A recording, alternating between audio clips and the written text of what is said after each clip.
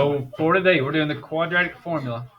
And again, this is basically if you've tried factoring and factoring doesn't work, this is kind of your backup plan. So whenever we're going through solving equations, your first thing is you always want to try to factor because usually that's going to be quicker.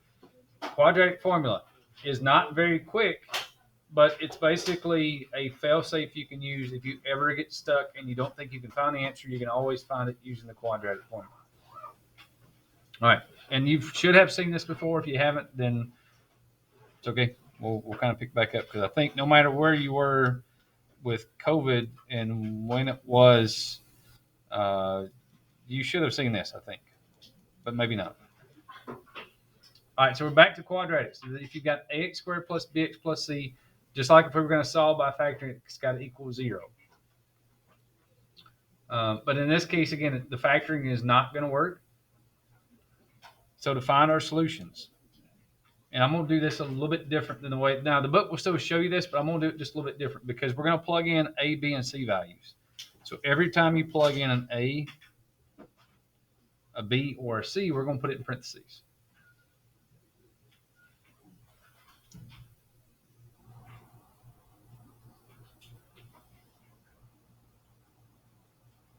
Which is a lot of parentheses, but in that case, though, it's going to be okay.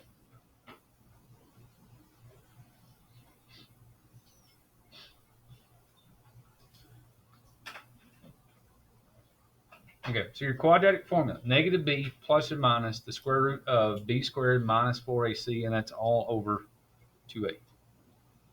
Have y'all seen that before? Is that okay? I got some yeses, got a few nos. Okay, so if you haven't seen it before, this is basically what you would do if factoring doesn't work. Is really what it comes down to. Will you give us that for the test? Well, it's going to be a take-home test, so don't have to worry about memorizing it in this case. Yes. So is what we're learning today going to also be on the test? Yeah. Okay. But also what we learned last week? Mm-hmm. Okay. Yeah.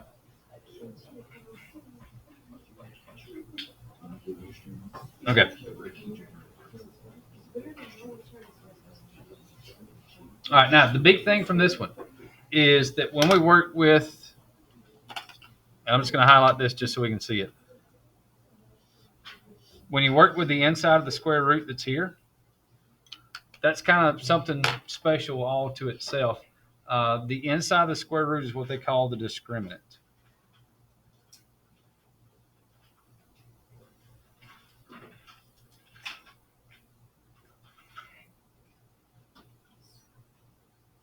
Yeah, and you may not have heard that before, but that's what they call it. Now, here's the big thing with that one. Because, all right, if this thing is square root of a positive number, we can get a real number answer, right? That part we've done. We've broken it down. We've worked on simplifying, doing things with it. What happens if it's square root of 0? Still 0, right? What if that number on the inside winds up being a negative number? It's an imaginary number, right? Which means it's not a real number. We can still get an answer, but it's not real. And that's what the discriminant does, is it tells you, okay, if we look at this part, this is going to tell us what kind of answer we're looking for. So based on this one, if the discriminant is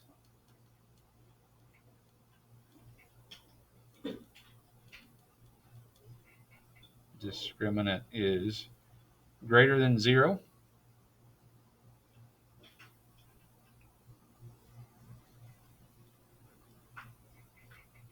you get 2 real solutions.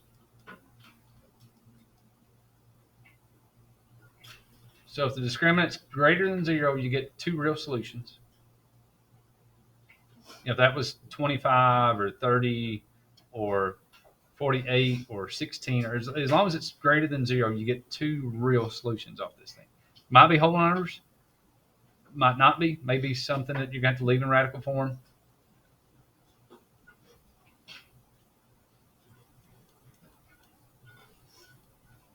All right, and if the discriminant is equal to 0, you get 1 real solution.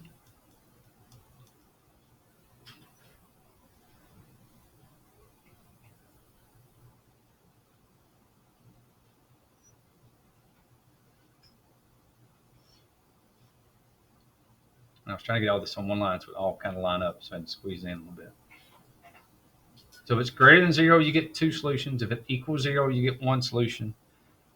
And then the last thing is that if the discriminant is less than 0 or negative,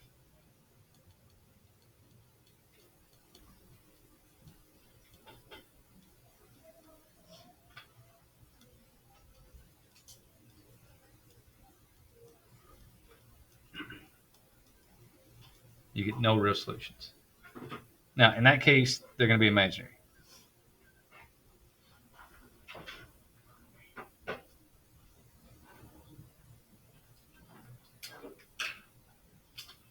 Okay, question for Sean. Well, again, good thing is it's going to be a take-home test. So basically, y'all get to use your notes for that one because it's a take-home test. So in that case, you don't have to memorize it. You just make sure you've got it in your notes somewhere.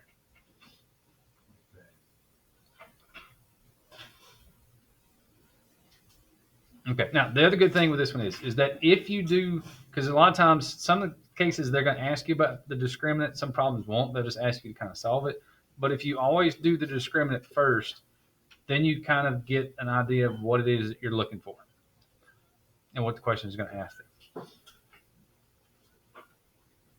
Okay, so depending on what it is, if it's greater than 0, 2 solutions that are real. If it equals 0, 1 real solution. And if it's negative, there's no real solutions, but you do get 2 imaginary solutions.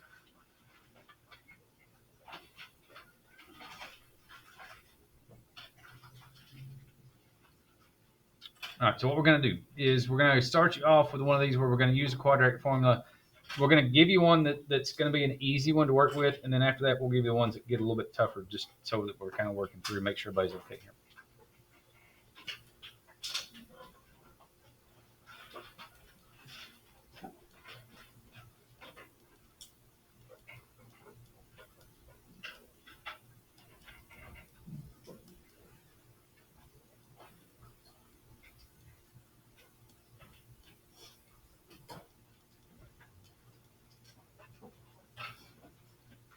Okay, so what we're going to ask you to do is we're going to ask you to use the discriminant to find the number of, here's the keyword, real solutions.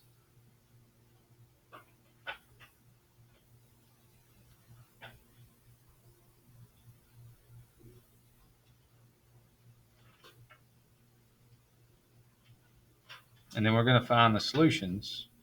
And if I want to say that if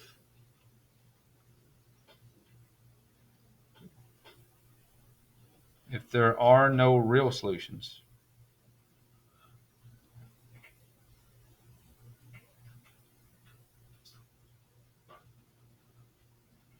we'll say name the imaginary solutions.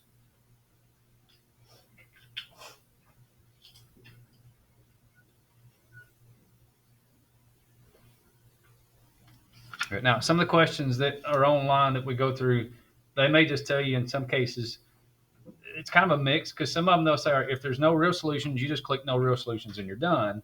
And then there's going to be other ones that's going to say, okay, find the solutions. If it's imaginary, tell me what they are. If the real numbers, tell me what they are. So we're going to go ahead and kind of do both just to kind of be on the safe side.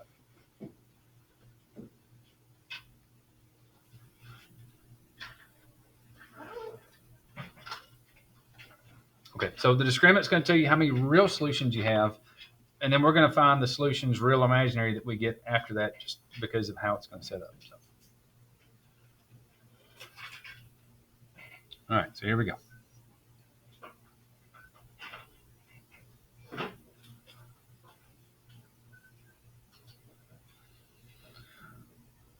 All right, so let's go with x squared plus 5x plus 6 equals 0.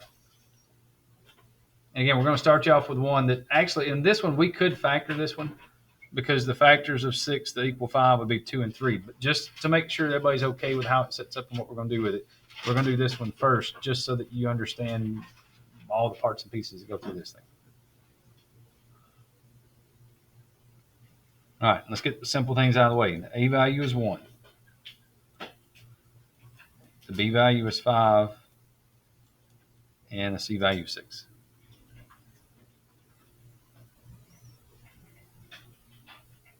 All right, again, this will be one of those things, if we were going to ask you to graph it, You could do the negative b over 2a, figure out where the vertex is. You have your vertex, and you can kind of go from there. These we're not graphing right now. We're just finding the solutions for this part.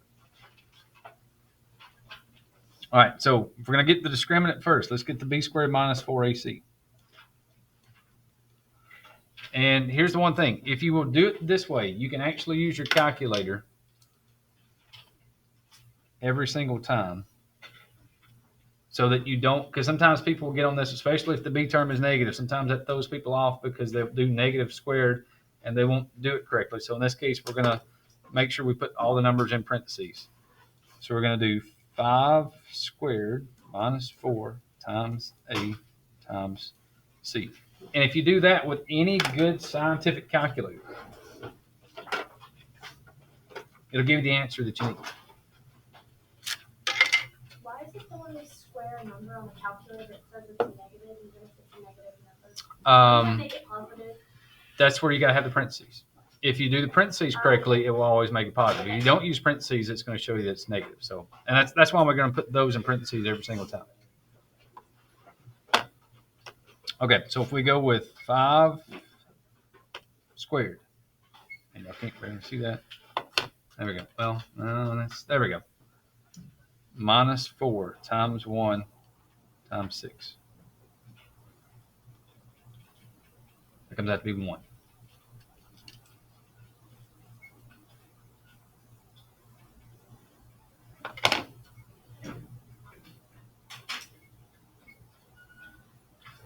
Okay, and then here's where we go back, and here's where they ask you to use the discriminant.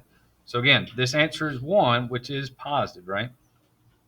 And we said back up here, if this thing is positive, that means we're going to have 2 real solutions. So the first thing we know we're looking for in this case is we're looking for 2 real solutions.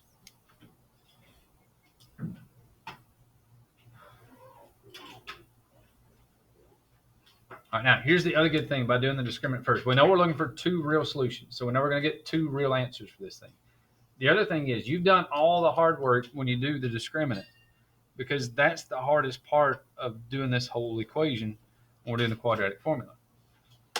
Because the rest of it was just negative b, which was negative 5, plus or minus the square root of this whole thing is what's on the inside of the square root, so it's inside the square root of 1.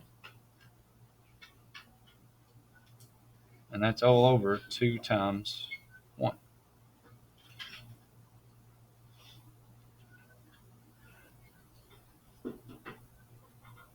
Question? Why did you say 2 times 1 instead of just the answer of 2 times, which is 2? Oh, well, because the a value here is 1. So this was the negative b plus or minus the square root of b squared minus 4ac all over 2a. And we're doing this part here. So all we got to do is plug in the b and the a values here and here. Okay. And if it's 1, again, it's not that big a deal because it's, it's 1, but we're going to do it because sometimes it won't be 1, and we're going to just make sure we're okay. All right, so that's negative 5 plus or minus. What is the square root of 1? Just 1, right? Makes it easy. And that's all over 2. Okay, and because of the plus and minus, here's where you have to do it basically 2 different times. You're going to have to do negative 5 plus 1 and then negative 5 minus 1. And I'm going to run out of room here because I'm right at the bottom of the paper.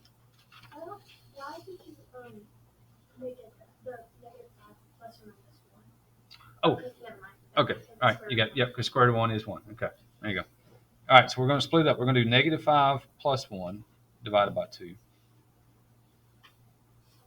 And we're also going to do negative 5 minus 1 divided by 2.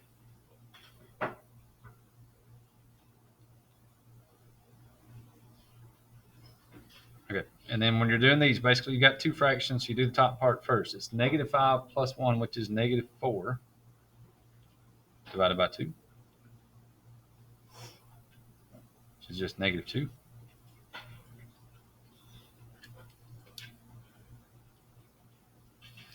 And then we've got negative 5 minus 1, which is negative 6, divided by 2, which would be negative 3. Okay, and there's your 2 solutions that you're looking for.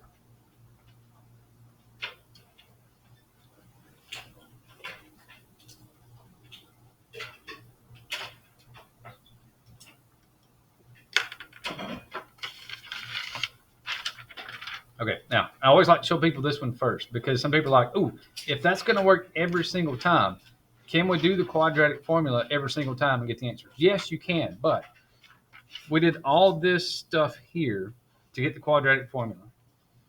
Here's how easy it would have been if you had been factoring. And you don't have to write this down, just showing you what if, because you always want to look to see if you can factor first. Even on the problems that tell you to use a quadratic formula, I would still see if you can do the factoring first, because in this case, what are the factors of 6 that equal 5? 2 and 3, right? They're all positive, so that means this is x plus 2 and x plus 3 equal to 0. So we set this equal to 0. We set that equal to 0. We get -2 and we get -3. So we only do this for K. Yeah. So before we've even done the first part of figuring out the positive and real solutions, if you can factor this thing, you're done. So you always look to see if you can factor first, because factoring every single time is always going to be shorter than using the quadratic formula. Well, almost every single time it should be shorter than doing the quadratic formula. There might be an occasional one or two where it wouldn't be that way. So I always tell people, look, because sometimes they'll do the quadratic formula and they'll work and they'll do all this stuff. And I'm like, yeah, that's great. You got the answer, but look how short it was for you to factor it. And they're like, you can do that? I'm like, yeah, you can do that. So try it first and see. If you cannot factor, then you go back and do the quadratic formula. Yeah, because it's longer, but it works. It's just, it's what you do if factoring is a shortcut and it doesn't work. So, all right, so let's give you one now that's actually not factorable. This is one you'd have to use the quadratic formula just because there's no other way around it.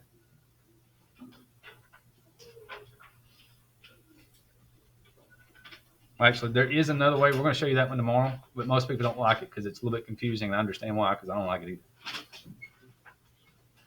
All right, so let's say we've got x squared minus 6x equal 10. All right, first thing is, it's got to equal 0.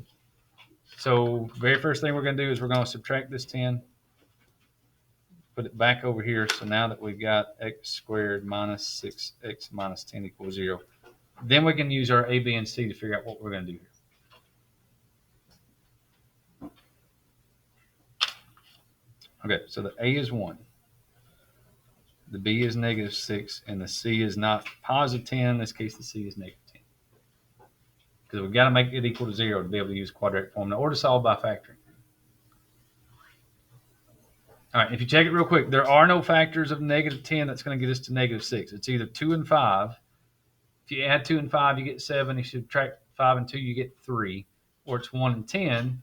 If you add them, you get 11. You subtract them, you get 9. So there's no factors of 10 in any combination that's going to get you to 6. So factoring will be one of those things where it doesn't work.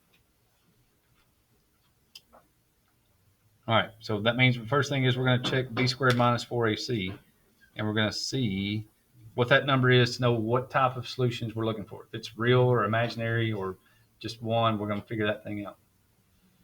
Okay, now here's where you're using the parentheses, and this is going back to Emma's question. Here's where using the parentheses makes a big difference. If you don't put a parentheses around this, if you just put -6 squared, and this was Emma's question, she said the calculator is always going to give that answer as negative, but we know if we square a negative number, it's got to be positive. So that's why you put parentheses around every number you plug in. So if b is -6, you put parentheses around the -6. The -4 is part of the problem, but we're going to put a parentheses around the a, and we're going to put a parentheses around the c.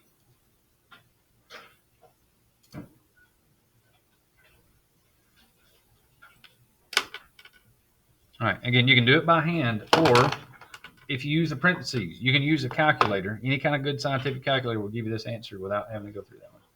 Oh, let's see if we can get rid of that glare. That's a little better. All right, so we're going to go -6. And make sure you use the negative. Some calculators have a minus, they have a negative. Make sure you use the negative. If you don't, it's probably going to give you an error message. -6 squared minus 4 times a times c. All right, if we do that, we get 76. There we go. Okay. All right, 76 is positive. Again, if we know that this number is positive, that means we're looking for 2 real solutions.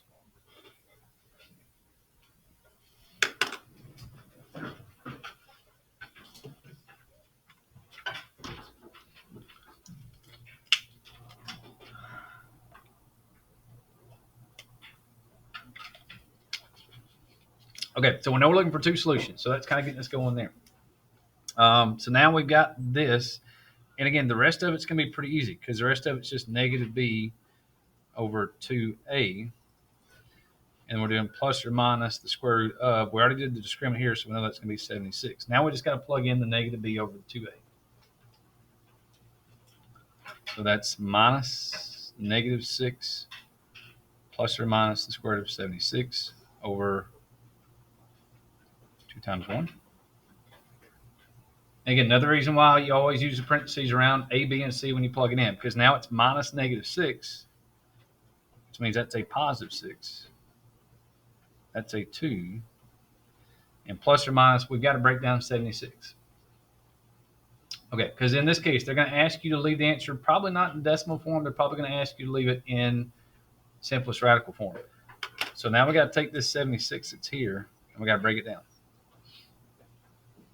And you can either go factor tree. I'm going to go stack method just because, to me, it organizes things a little bit better, makes it easier for me to see. It's even numbers. Let's divide it by 2. 76 divided by 2 is 38. 38 is even. We can divide it by 2. Gets us to 19. And if we check 19, 19 is a prime number. So 76 is 2 times 2 times 19.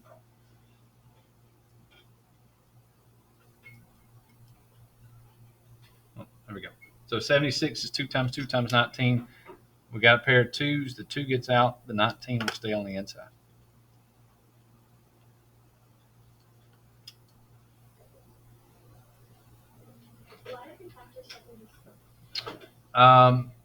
In that case, it's usually, if you're going to use quadratic formula, it's not going to be a perfect square root number.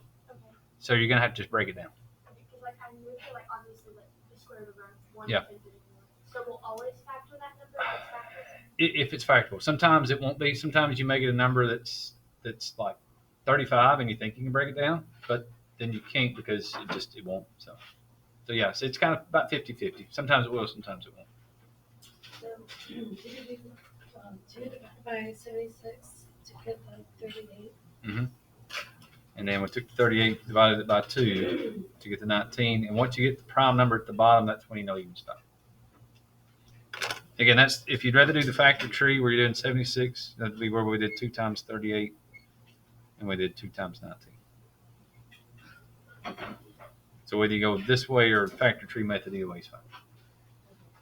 Okay, now here's where, again, we did this last time, I think, with some of the imaginary numbers that they had you break it up and do some different things with it. You've still got to break this thing up twice because it's going to be 6 divided by 2 plus 2 square root of 19 divided by 2.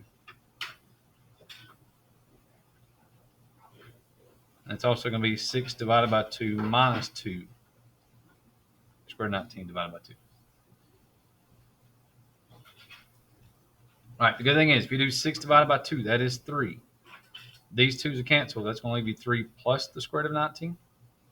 And over here, this one's going to be 3. 2's are canceled minus the square root of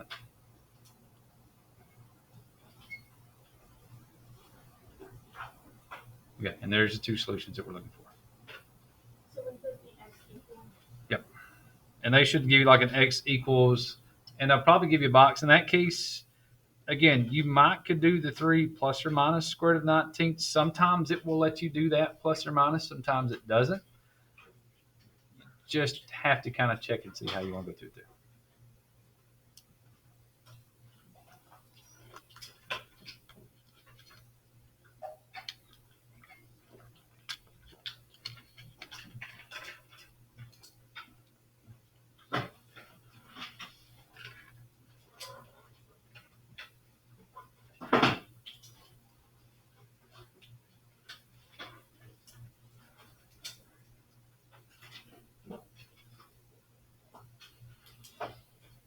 Okay. All right. So again, first one we were looking at just to make sure everybody was okay with it. Most of these, if you're going to use quadratic formula, you're going to have a number here that you're going to have to break down. I mean, there's no really other way around it because, again, it's numbers that won't factor. So if they won't factor, that means you're going to have a square root in the answer some way, shape, or form or another.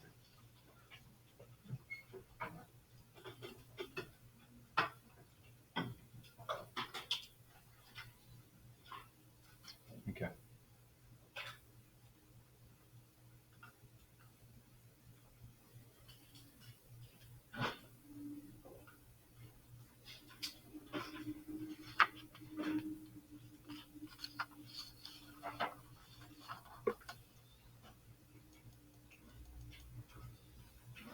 All right, let's give you one that's got a negative in it.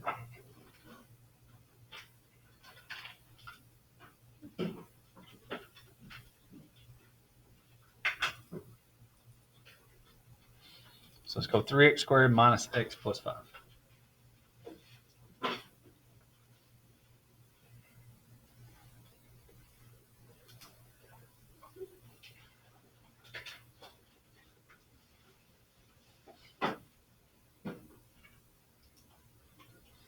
All right, and again, first thing, you still want to try to factor these. That's you always want to check first. And if we were doing that, this one you'd have to do the AC method. So you would do 3 times 5, which would be 15. Are there any factors of 15 where the sum's going to equal negative 1? We only got two choices, right? It's either 1 times 15, which is not going to get us negative 1, or it's 3 times 5, which again is not going to get us negative 1. So there's no way that that's going to work doing the AC method. So in this case, we're going to have to do quadratic form. We're going to have to go through the discriminant on this thing. All right, so again, keep it simple first. We got the A is 3, the B is negative 1, and the C is 5.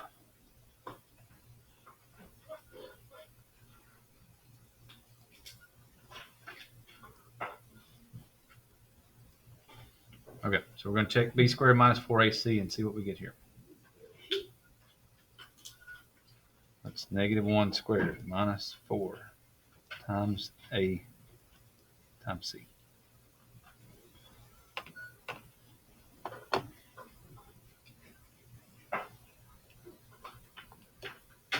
All right, again, with a good scientific calculator, if you use parentheses around it, it'll give you the correct answer every single time.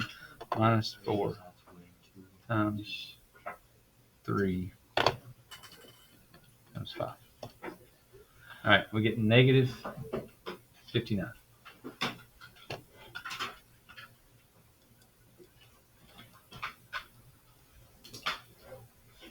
Again, key thing is there in that case, that's negative, which means if it's negative, the answers are imaginary because we're going to take the square root of a negative number, which means in this case there are no real solutions. Okay, and now there's going to be probably some homework questions that may ask you just about the discriminant, may ask you, all right, tell me if it's got 2, 1, or no real solutions. And that may be all that you have to do is just find the B squared minus 4AC. Then other questions, it's going to say, all right, now just solve this thing. Go ahead and tell me what the answers are, or tell me what the answers are going to be, whether it's real, imaginary, doesn't matter. Just go back and work this thing out and tell me what it is. Why is it no real solutions? Because it's a negative number. So when it's positive, then you can solve You get real numbers. Yeah. In this case, it's negative numbers. Now we're still going to solve it. Just the answer is going to be imaginary because it's a negative number. Okay. All right. So now we're going to do negative B plus or minus the square root of negative 59. That's what we got here. And that's all over 2 times 3.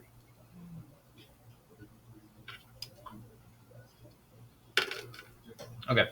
And again, that's where the majority of the work is kind of already done. So now we're just going to plug in the B value, which was negative 1.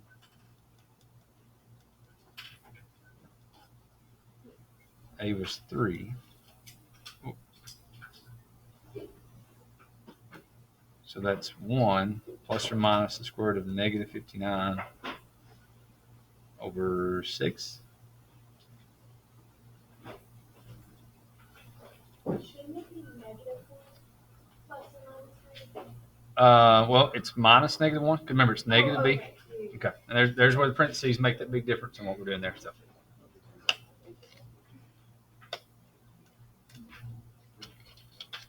Okay, and that's the difference. Any textbook you look at, Math Excel, probably even if you look up on YouTube, if you look up Khan Academy, someplace like that, they don't.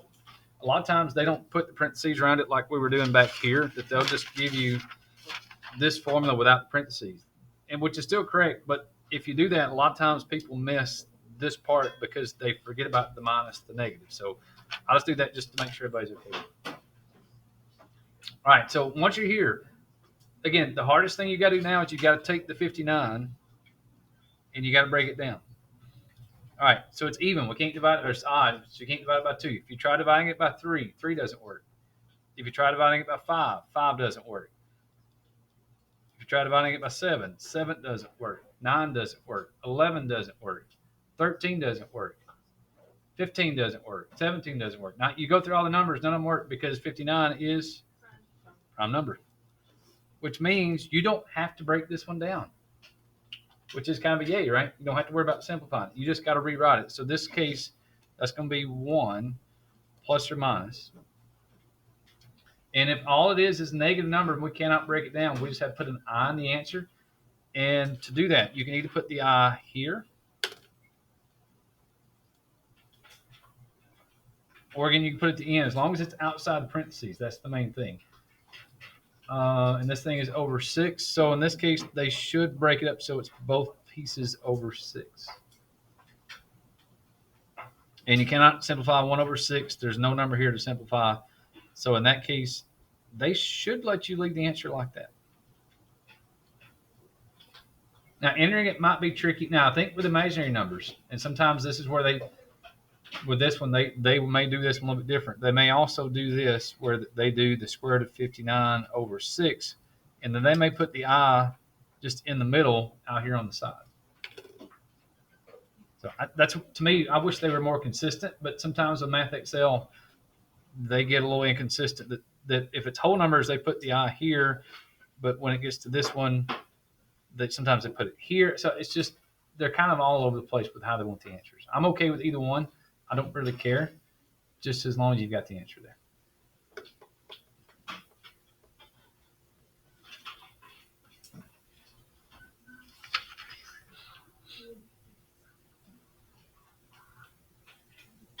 Okay, the last thing we're going to do is I'm just going to do this one. We're going to do one little thing here. This one we're going to use just the discriminant.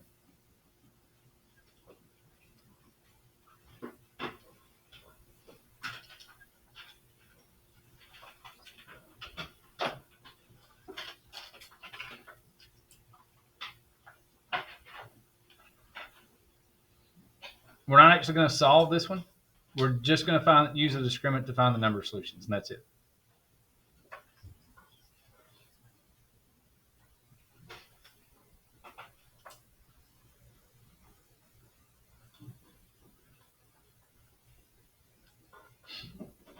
So let's go with 2x squared minus 4x equals negative 2.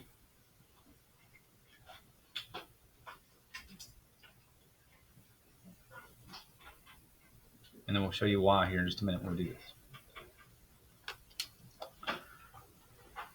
Okay, so first thing is we're going to add 2 to both sides. So we've got 2x squared minus 4x plus 2 equals 0.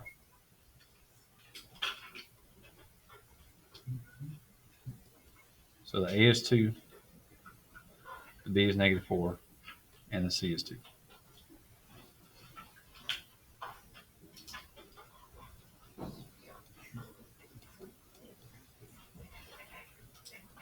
So if we go B squared minus 4AC, that's negative 4 squared minus 4 times A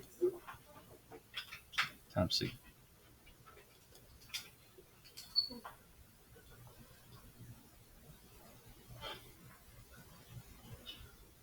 Okay. And if you do it by hand or you do it by the calculator, you punch in the negative 4 squared minus 4 times 8. And again, make sure you use the parentheses around that. This gives you 0.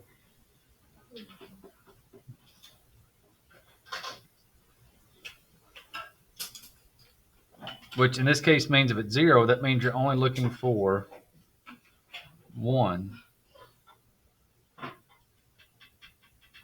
real solution.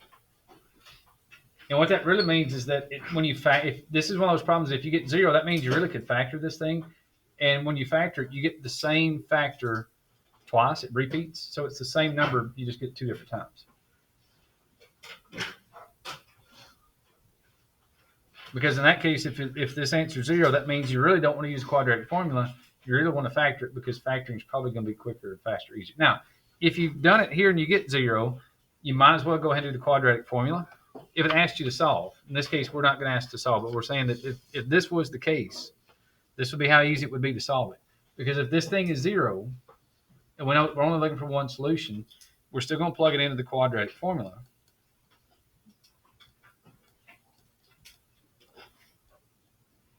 But we know that this is going to be 0, right? So it's negative b plus or minus 0 over 2a. And what happens when you add or subtract 0? Just stays the same, right? So basically, it doesn't matter if you add or subtract 0. That goes away. We just, wait a minute. We get negative b over 2a. Wait, so you're telling me that negative b over 2a, didn't we do that to find the vertex? Yeah. So it's all tied together. The finding the vertex and finding the quadratic and the formula, all this other stuff, this same negative b over 2a that's in this formula, that's the same negative b over 2a that we did back when we were finding the vertex. So, be a little sneaky there. Now we do that. But if this thing is 0, you don't have to factor it because now it's just this easy. It's negative minus negative 4 over 2 times 2, which means you get 4 over 4 and you get 1. So that's your one solution. In that case, it happened to be also at x equals 1, which is also going to be the first part of your vertex. So, it kind of does both things there that we were doing. But, if this was the question back here, it just said find the number of solutions.